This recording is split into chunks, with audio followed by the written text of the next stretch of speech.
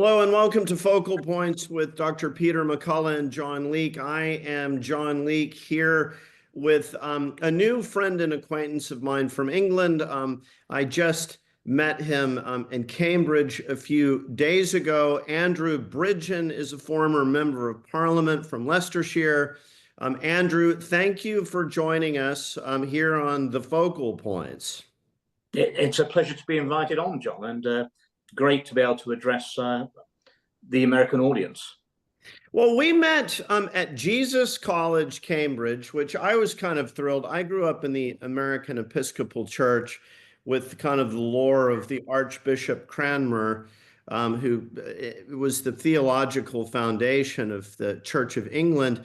And come to find out, he went to Jesus College, Cambridge, as did one of my favorite, very strange English poets, Samuel Taylor Coleridge. And so I was delighted to be in this most English of institutions.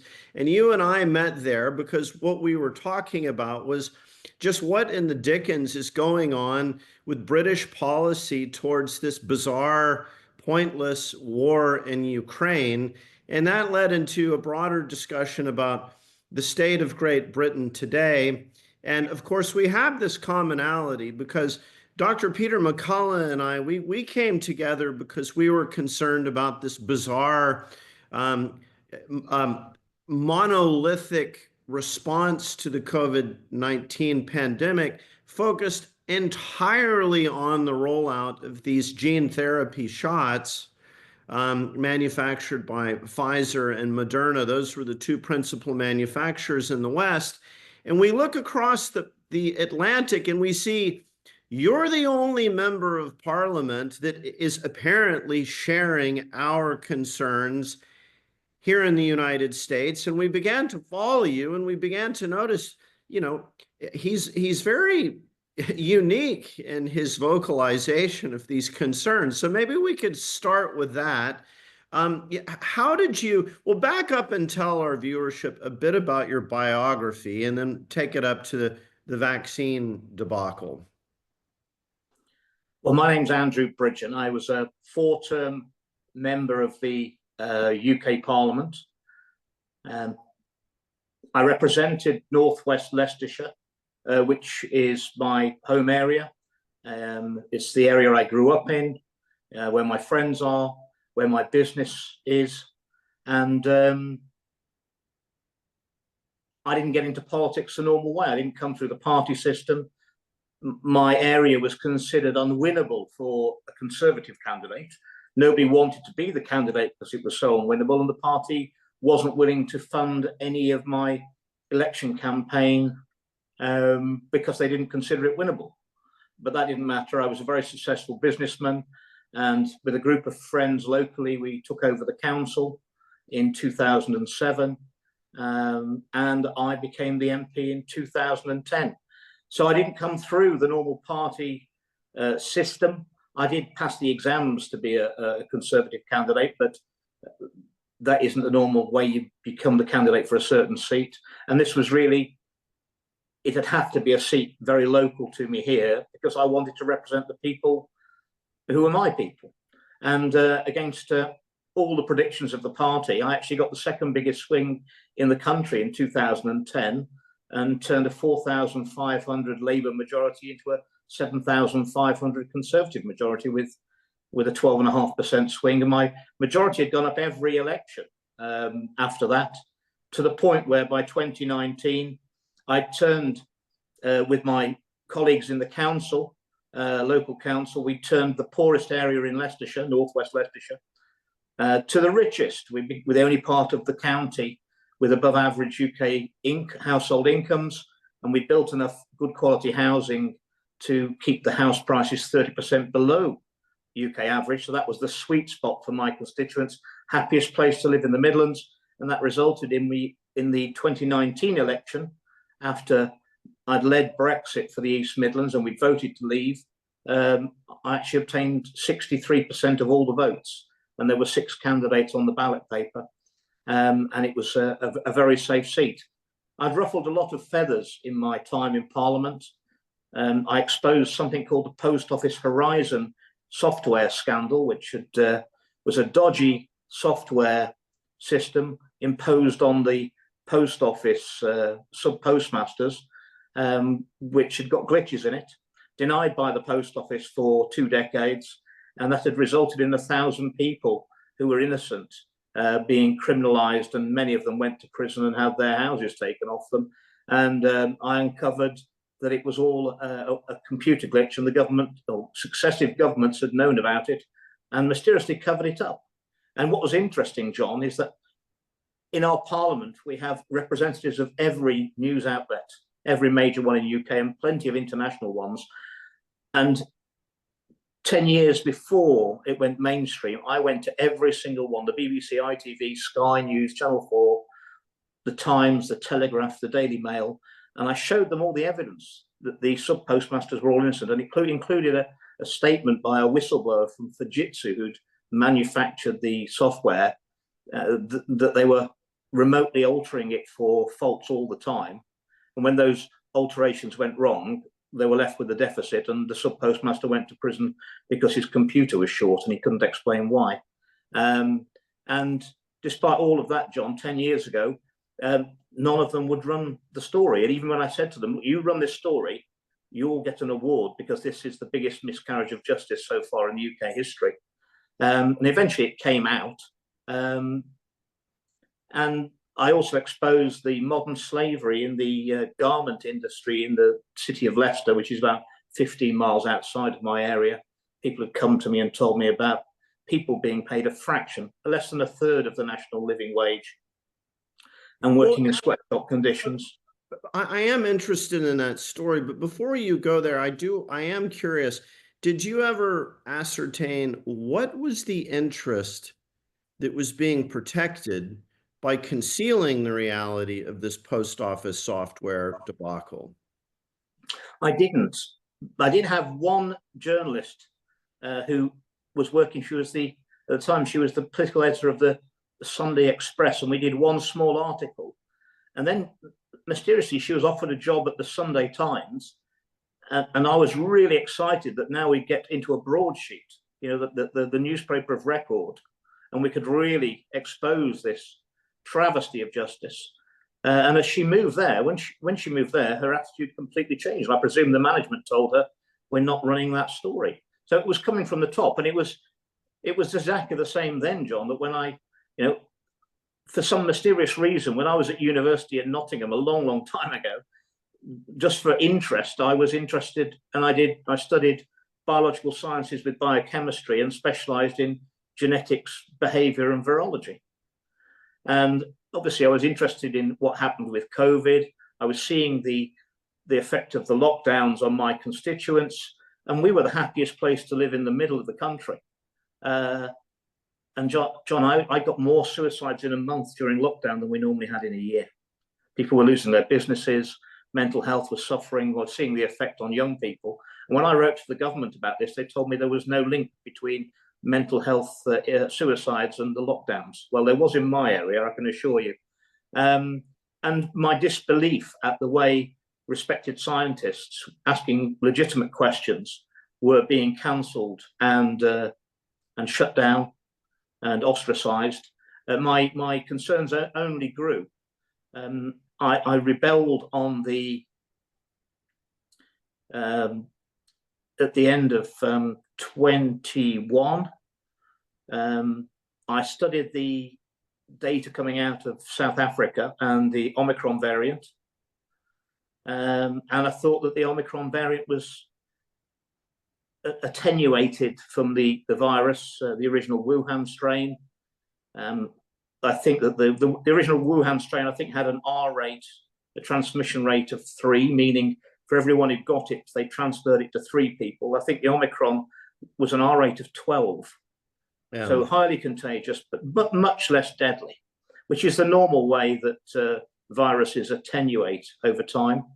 And it was clear to me that my government were rather keen on locking us down again for another Christmas. And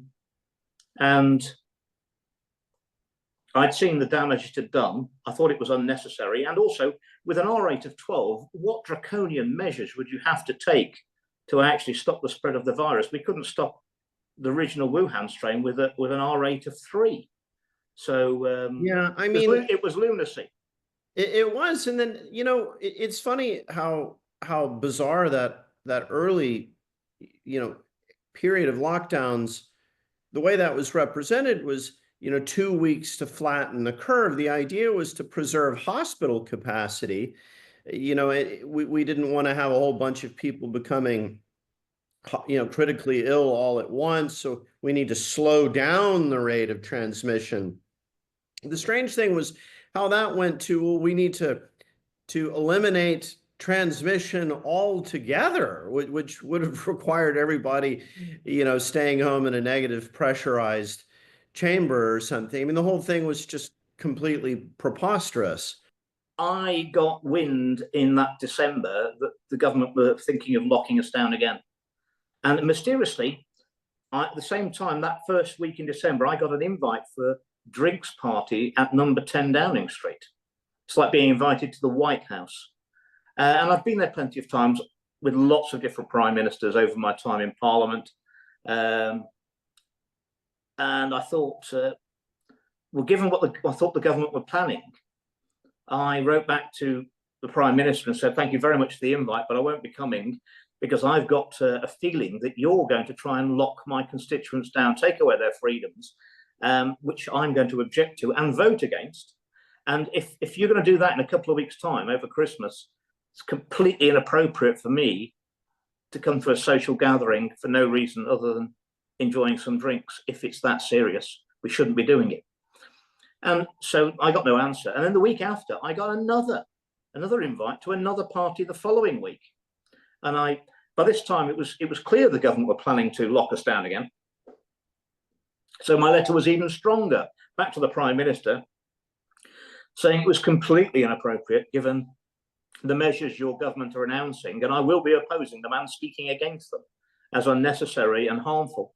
And the week after that, John, within a few days, the Partygate scandal broke. And for your American viewers who don't know about it, that was reports that all the way through lockdowns that have been inflicted on my constituents and the rest of the UK, they hadn't done any social distancing, masking. In fact, they've been having drinks parties and dancing and singing and everything in number 10 all the way through the lockdowns. So they'd inflicted draconian measures on the rest of the country, but they'd all been partying. And rather worse, I got to a diligent civil servant who had told me that they'd actually emailed their supervisor and said, don't you think we ought to be masking and socially distancing while we're working in number 10 because we're inflicting on the country? And the email he got back from his supervisor said, don't worry about it. We've checked it out with the scientists and none of it works. But please, when you leave the building, can you put your mask on and socially distance for the film cameras? Yes, I remember. And I was a little bit upset about that, John, to be honest. I can imagine. Well, I remember it, and then I remember your health secretary, not Daniel. What was his first name? Matt Hancock. Hancock. And then, well, he was kind of in the same spirit as your Professor Ferguson at the Imperial College. We're all caught with his pants down again. Yeah, y'all. We're all Ferguson was visiting his mistress, wasn't he?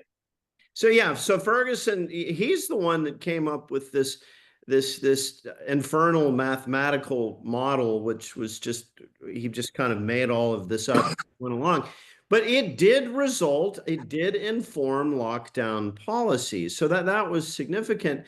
Well, then come to find out, the guy's moving around, in this kind of lockdown curfew state, to visit his girl on the other side of town, or was she visiting him? I think it much amounts to the same, doesn't it? Right. And what's interesting was after that Christmas debacle in 21, I think there were 84 of us voted against they called it Plan B in the end. And we managed to fight off most of the restrictions. But the problem is the government had scared, or Parliament had scared the people to death again, and it ruined that Christmas yet again. And I wrote, being then fully aware of what had been going on in the heart of government all the way through the lockdowns, I put a letter of no confidence in on Boris Johnson, the then Prime Minister, and I wrote a full page for the Daily Telegraph explaining why he'd got to go, having let the country down so badly over the antics at Number 10 during the lockdowns, and the damage he'd done to our economy and mental health and everything else. And mysteriously, John, then within a week, I had a representative of Number 10 coming to see me and pestering me on the phone, trying to bribe me and wanted to know what I wanted to shut up. And I said, well, what do you mean? And they said, well, I mean, you tell us what you want and you shut up and we get it for you. And I said, well, anything I want? And they said, yeah. I said, is that the game we're playing? And they said, it's the game we're playing, Andrew. I said, well, if that's the game we're playing, I want the Prime Minister's resignation letter. Can I have that? And unfortunately, they told me I couldn't have that. That was the one thing I couldn't have. So I said I didn't want anything else. And basically, it was war after that. Hancock went in the following summer, having an illicit liaison with one of his members of staff, which was caught on camera. And we had Sajid Javid in as the health secretary. And I know because there were about 8 qualified medical doctors on the government benches, members of Parliament. And I was told by one of them that all of them went to see the new health secretary, Sajid Javid, and advised him not to authorise the COVID jabs for under 18s. He listened to them. He's a banker by profession, and he authorised them. Yes, and then I think we were into very dangerous territory.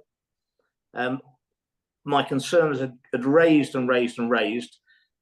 and I was looking at the Medicines and Healthcare Product Regulatory Agency, the MHRA, which I'm not sure whether that's the NIH or FDC or whatever it is in America, but they're our regulator, along with the Joint Committee on Vaccination and Immunisation.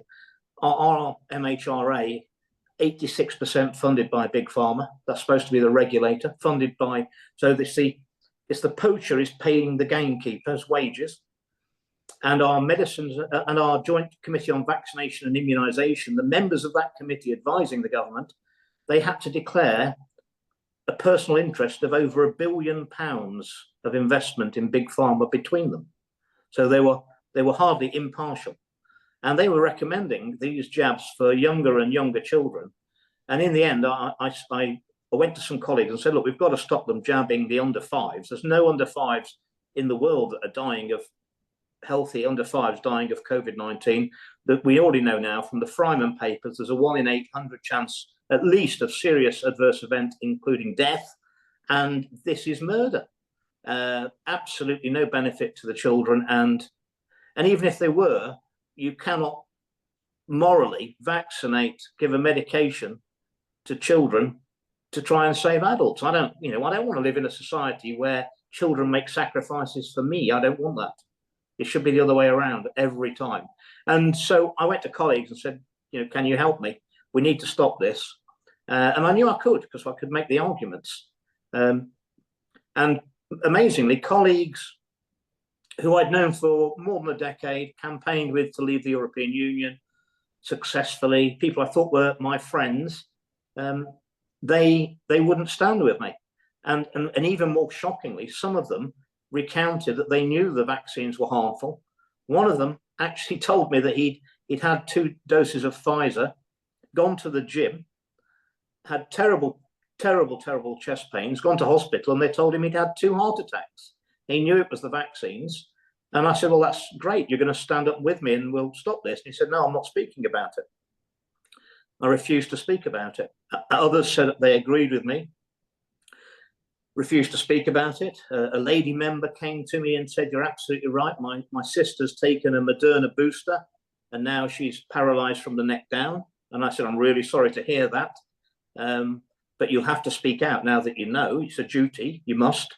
And she said, well, my sister's a nurse and she was coerced by the NHS into taking this vaccine.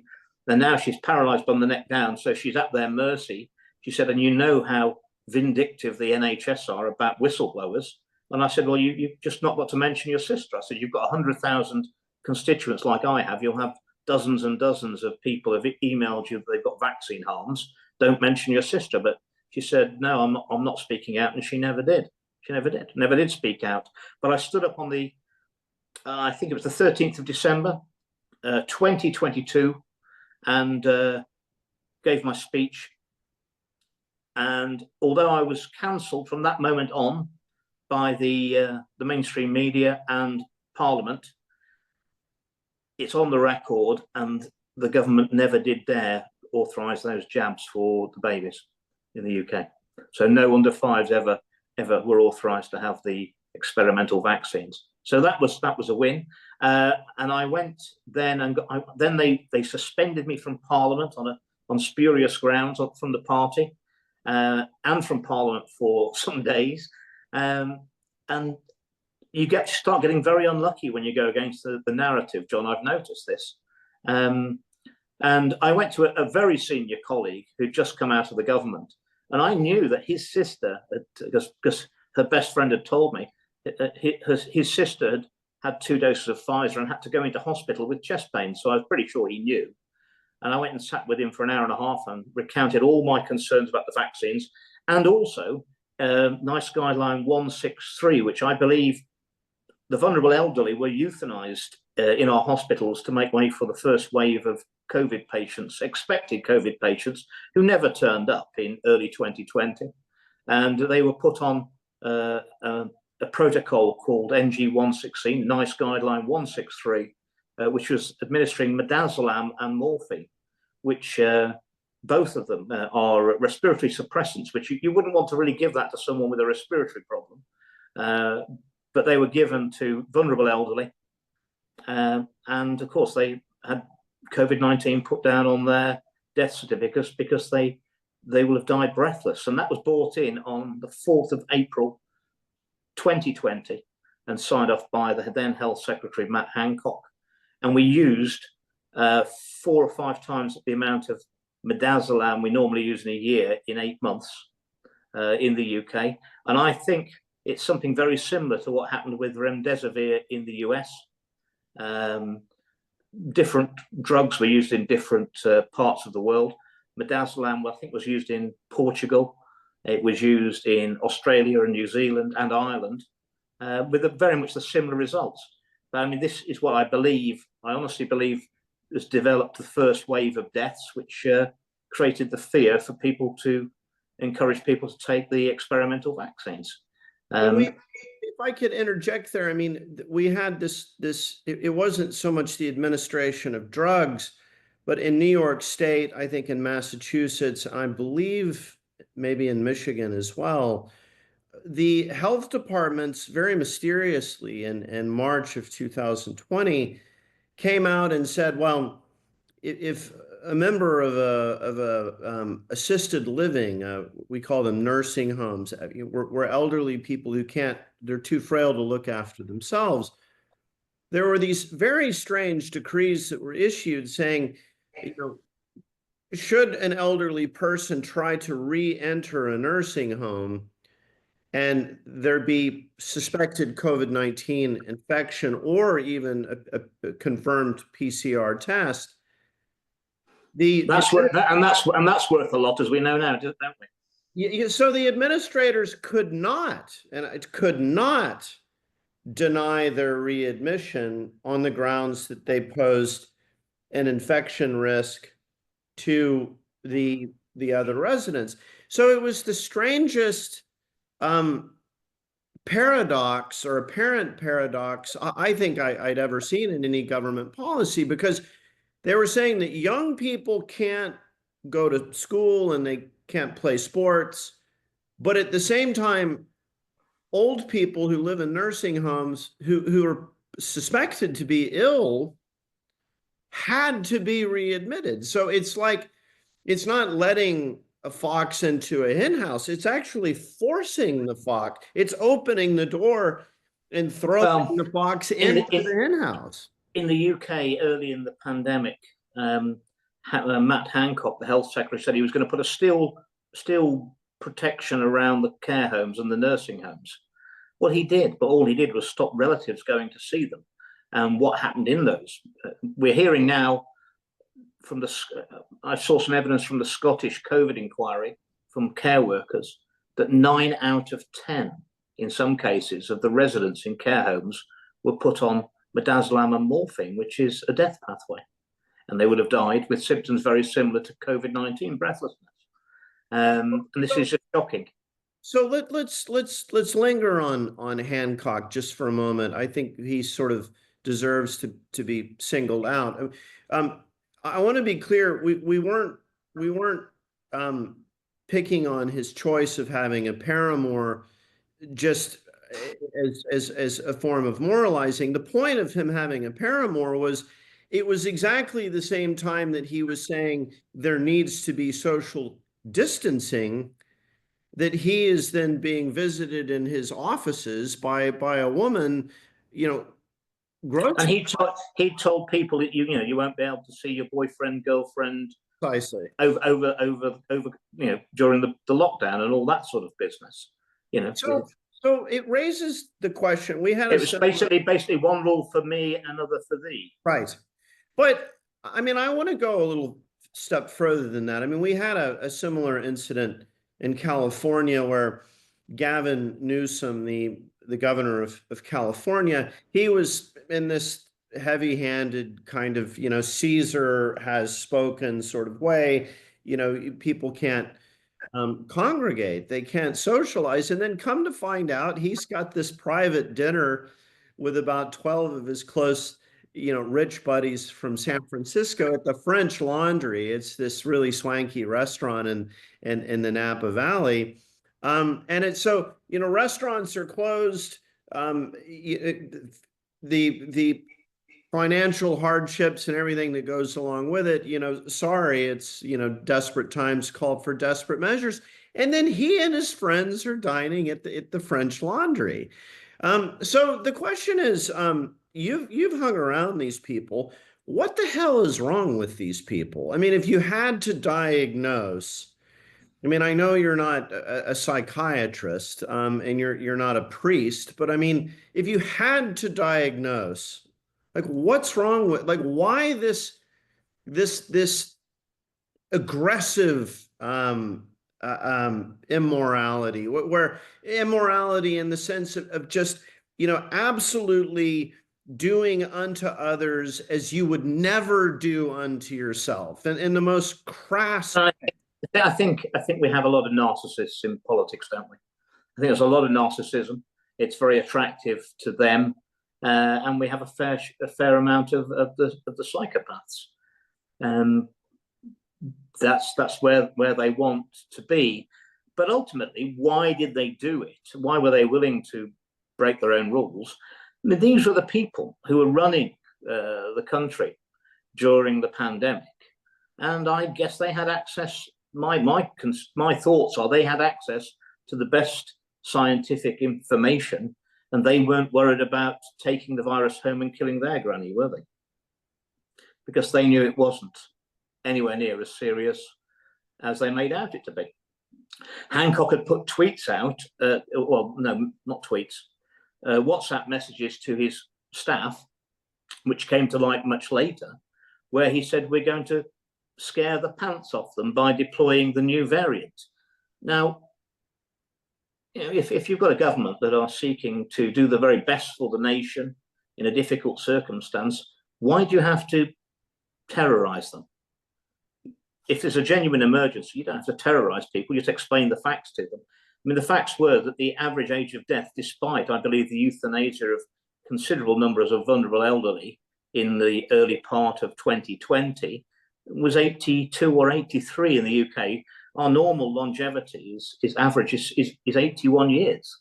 So, the people dying of COVID-19 were actually older than average mortality in my country, and yet we were stopping children going to school, locking families down, and I got very annoyed with the media, because obviously the media executives, and I was doing a lot of interviews, I was saying, well, you know, not everyone's having a good lockdown. I mean, they were loving it. They were working from home. I said, you know, if you're a single mother with 4 or 5 children and you're in a flat with no garden and a dog, and you've only got one computer for the children to try and share out, this is not a good lockdown. This is not good for you. But if you're living out in the country and you've got a big garden, working from home and getting paid is lovely. But of course, a lot of people, the blue collar workers, weren't getting paid at all. And it was devastating. So there was a difference, and the people in positions of power, they were enjoying the lockdowns, and other people further down the pecking order certainly weren't. My constituents weren't having a good. I mean, we're a former coal mining area. Well, you know, there's one other parallel in the United States that bears mentioning. This Project Veritas was able to capture. He was a New York City. He was an advisor for the state health department, and his name is slipping me. But I'll put it in the show notes. But he was caught in a Project Veritas conversation, you know, clandestine recording, in which he was just saying, yeah, you know, during lockdowns, we were having sex parties, he and his colleagues. And I think he was under the impression that he was speaking with somebody who's interested in kind of sexually adventurous, in sexual adventure. That's who he thought he was talking to. So to kind of make the conversation spicier, he was talking about his adventures as a health advisor, having group sex parties during the lockdown. And, you know, again, it's an eerily similar personality type. Well, so that takes us into, you know, something that we talked about when I was over in England a couple of weeks ago. I mean, what do you make of the social milieu of many members of parliament? I mean, where do they tend to come from? How do they find themselves in that position? What encourages them to seek that position? Were you ever able to draw any or notice any patterns, let's say? Yes. Well, I mean, I'd come down from the countryside to represent my home area, and you know, I'm sure there are homosexuals in Northwest Leicestershire, but you know, you just don't see it. But I mean, they're well overrepresented amongst elected members of Parliament. I mean, massively overrepresented. I mean, it wouldn't surprise me if half of all the male MPs were gay, and there's nothing wrong with that, but it is not representative of normal society, in my view. I used to call them the pink mafia, because once you cross them, I mean, you know, you needed their votes to get anything through. Well, big voting. It reminds me of two things: homosexuality and politics. And I think, you know, we want to be clear that we're not proposing any kind of intolerance to being gay. It's fine, but it's how does it bear on political decisions? Well, I think I got the impression that that what they wanted to do is get the blackmail on every member of Parliament. And you know, when so many of my colleagues agreed with me back in November 22 that the vaccines were harming people, which is, you know, a lot of years ago now, and yes, and we shouldn't vaccinate these babies because it's murder, but weren't willing to speak out, I have to ask myself, what had the Whip's office got on these people? They didn't have anything on me, and you know, I stood up and said my piece, and the rest is history, as they say. But I mean, they brought down, you know, they did a lot of bad things to me. They've done an awful lot of bad things to me, throwing me out the party, smearing me in the press, cancelling me. So you have no right of reply. I've been separated from all my wealth. My wife left me. My wife left me for not taking the bribe, John. You know, she said, you weren't thinking of me and the baby when you didn't take the bribe. I said, well, actually, I was thinking of a lot of things. They did everything to me, and half of that, at least half of that, was to scare the other MPs. And MPs, members of Parliament, politicians generally, they're not really that brave. Not in England anyway, I can tell you. They are very risk resistant, and the whips will just say to them, you can speak out if you want to, but you'll end up the same as Andrew. Do you want that? And they don't. Yes, that was their choice. But I mean, when all this comes out, and it is going to come out, even though, well, actually, before they threw me out the party, they said to me, having listened to all my concerns, they said, Andrew, there is currently no political appetite for your views on the vaccines. There may be in 20 years' time, and you're probably going to be proven right. But in the meantime, you need to bear in mind, Andrew, you're taking on the most powerful vested interest in the world with all the personal risk for you, which that will entail. And I got up and said, I think, yeah, I'm out. This is it, I'm out. I just walked out the office door and said, that's it, forget it then. And I mean, that was it.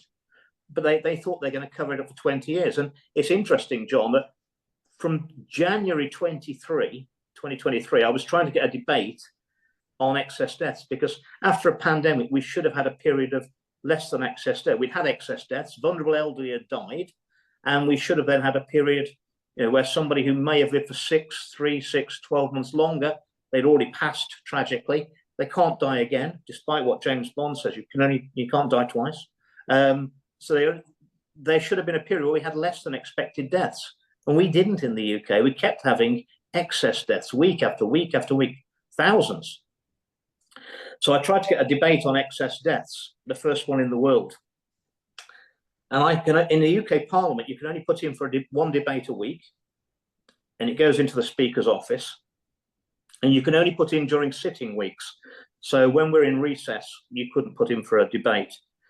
And I put in 26 times and never got a debate. And it always came back on unsuccessful in ballot. So your viewers can see why I don't play the lottery in my country. I'm just unlucky. And it was unbelievable. That would never happen to you, but it was the topic. So in the summer recess of 2023, I made a documentary. I did some research about a drug called thalidomide, which fortunately you were spared in the United States. It was a drug that was prescribed to women for morning sickness. It was manufactured by a German company called Grünenthal. And I researched it. I found out that Grünenthal was formed after the Second World War, and basically they recruited a load of scientists who were ex-Nazis, including a guy called Heinrich Mühlke, who was their lead scientist, who'd been indicted for war crimes during the Second World War and got off. And he created a drug called thalidomide. It was used to treat nausea and morning sickness, and its selling point was that you could take as much as you wanted and you couldn't overdose on it. I found out that when pre-marketing or pre-approval, they gave it out to free to Grünenthal's staff, and a baby was born without any ears, but they never said anything and just moved it to market. After a few years on the market, it was clear that there was problems, and it was withdrawn in 1961. What had actually happened is that the drug thalidomide had crossed the blood, the placenta barrier into the fetus, and it prevented angiogenesis, which is the formation of blood vessels. And depending on the time of gestation and the amount of the drug that the mother took was the amount of harm it did to the fetus. About 40% of the babies died, and 60% were born with life-changing disabilities.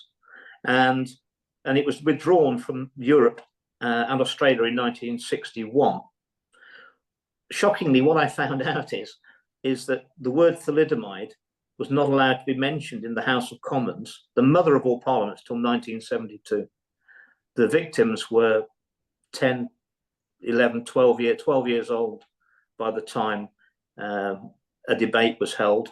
And also, Grünenthal had got an injunction on the Times newspaper not to be able to raise stories about the harms that the drug had done. That was overturned by the Strasbourg court in Europe, and 3 judges in their judgment ruled that consecutive speakers of the House of Commons had deliberately suppressed all debate on thalidomide for 11 years. And I made this little documentary, and people can watch it on the YouTube, Andrew Bridgen, Thalidomide, The Real Story. And I sent that to the current Speaker of the House of Commons at the end of summer recess in 2023, Sir Lindsay Hoyle. And I said, Lindsay, we wouldn't want history to repeat itself, would we? And within 3 weeks, he found me a debate. And then we had the first debate in the world really on excess deaths. And there was nobody in the chamber, but the public gallery was absolutely rammed. And a lot of those speeches I gave, you could actually, is unprecedented. You could hear the cheers from the public gallery through the bulletproof glass, which you've never heard that in my parliament ever before. And so many people turned up. I used to have to go and give speeches in Parliament Square because people couldn't get into the public gallery. Well, it's interesting that you mentioned thalidomide, because it was really the heroic efforts of one investigator in the FDA who kept saying, I'm looking at this drug that's being approved in Europe, and sadly her name slips me. Well, she saved an awful lot of lives, I can tell you. She did. She kind of raised her. By the way, John, do you know what the marketing slogan for thalidomide was in the 1960s? I'm sorry, what the what? What the marketing slogan for thalidomide was? I'm afraid to ask. It was safe and effective. Oh, right, safe and effective, of course. And from that moment onwards, after the thalidomide scandal, drug manufacturers are not allowed legally to use the phrase safe and effective without caveats. But of course, when it came to the COVID-19 shots, it wasn't the drug companies doing the marketing. It was the politicians and the civil servants saying that it was safe and effective. And then that's what happened.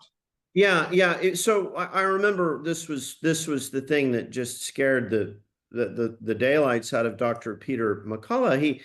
He was reviewing the early literature on Pfizer's trials, and it became evident very quickly that pregnant women were not part of the trials.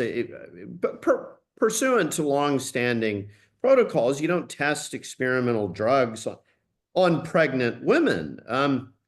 But then they get through the trials, and it's given this emergency use authorization.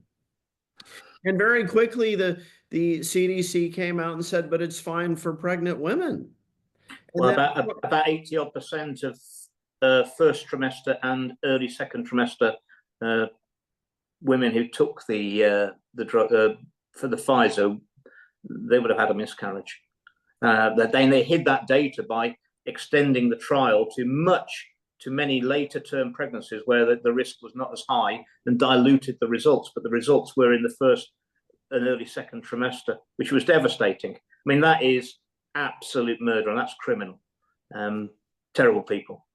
So, but of course, we knew also, John, that looking at the Fryman papers, looking at Pfizer's own and Moderna's own data, 1 in 800 serious adverse events. But then we also had found out that actually the drug that had gained emergency authorization wasn't the same vaccine that was produced and administered to the public anyway. Because I'd already written to Rishi Sunak, the Prime Minister of the UK, after Boris Johnson. I saw a lot of Prime Ministers come and go. But obviously, I didn't know at the time then that Rishi Sunak actually controlled 11% of the Moderna shares through his hedge fund called Theleme Partners, which he'd founded in the Cayman Islands, which he'd bought in 2016, $500 million worth of stock in a company, Moderna, which I think only had 10 employees and never made a product. I mean, he was amazing how he managed to know that, I think. Yeah, amazing prescience. So yeah, there was the Rishi Sunak. He had a French partner in that company. Do you remember the Frenchman's name? I can't remember the Frenchman's name, but you can Google it, and it's all there. And he's repeatedly, Sunak has repeatedly refused to deny his holding, and I actually served legal papers on him, made those allegations, and in the response, he refuses to deny that he held those shares, and he gave Moderna £1 billion of UK taxpayers' money and to set up a new mRNA vaccine facility at Oxford, and he gave them contracts for at least 150 million doses a year for 10 years. That sounds like a gold-plated contract to me. And also, what I will tell you is that when we looked at the record level data from the Czech Republic, the most lethal of the, or most deadly of the vaccines for those who took it was the Moderna vaccine in the Czech Republic data. Well, so this ultimately, brings us back to, maybe the ultimate question in all of this. I mean, even the Daily Mail, this kind of tabloid, paper in England, reported Richie Sunak's holding, or his hedge funds investment, and he's not denied that. It's not as though it's speculation. Why have the British people been slow to recognize the sheer amount of just gross and blatant fraud in the pandemic response? Or do you think they have, and they just aren't at liberty to speak? Well, I know people who've gone to the police. I've been to the police myself. I wrote a letter to the top policeman, Mark Rowley, Sir Mark Rowley, the Metropolitan Police. Their headquarters are right next door to Parliament, signed by a load of witnesses I wanted to bring evidence of crimes that have been committed during COVID-19. He wouldn't see me. And I've seen paperwork from the head of the police in Scotland telling every officer, do not investigate anything to do with the COVID-19 pandemic. Out of bounds. Well, I mean, who have people got to go to? Where are you going to go? The only thing we have in the UK, which you do not have in America, is we do have the ability to bring a private criminal prosecution against individuals. And I think that's the only solution we have. You can't go through the police, you can't go through the prosecution service. I think we need citizens to bring those charges and those cases themselves, and we'll have to raise the money and do it. It's no good relying on the state to investigate the state, is it?